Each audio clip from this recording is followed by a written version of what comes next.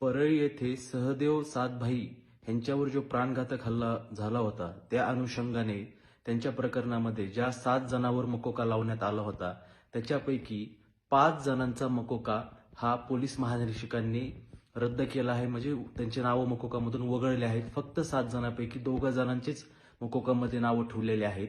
विशेष बाब व आश्चर्याची बाब अशी आहे की ज्या 5 जणांचे मकोकामधून नाव वगळलेले आहेत त्याच्यामध्ये गोट्या गीतेचं नाव पण वगळलेलं आहे.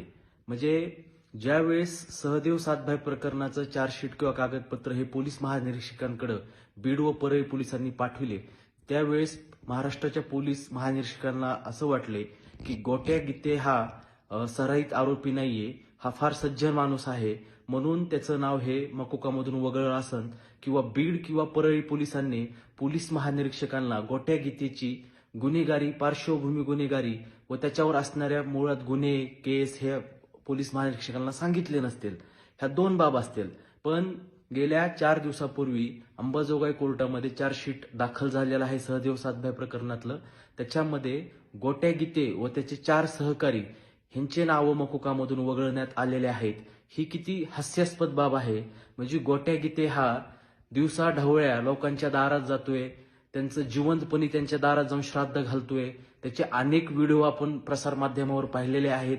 तो किती अशा एक वाईट व क्रूर विकृत मानसिकतेचा गुन्हेगार आहे. त्याच्यावर महाराष्ट्रामध्ये असंख्य गुन्हे आहेत.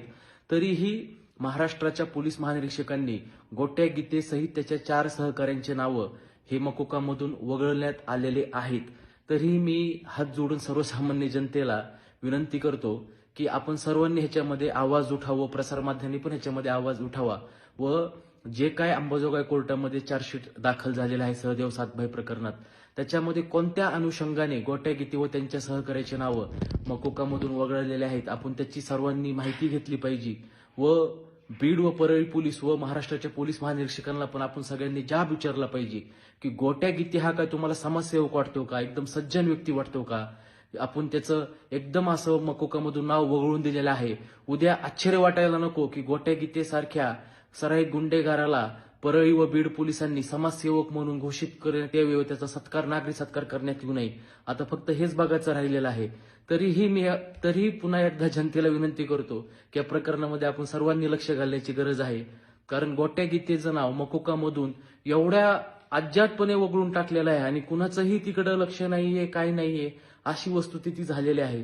तरी आपण सर्व लक्ष देताना एवढं आशा व्यक्त करतो व या अन्यायाच्या विरुद्धच्या चळवळीमध्ये आम्ही युवक लढत राहू.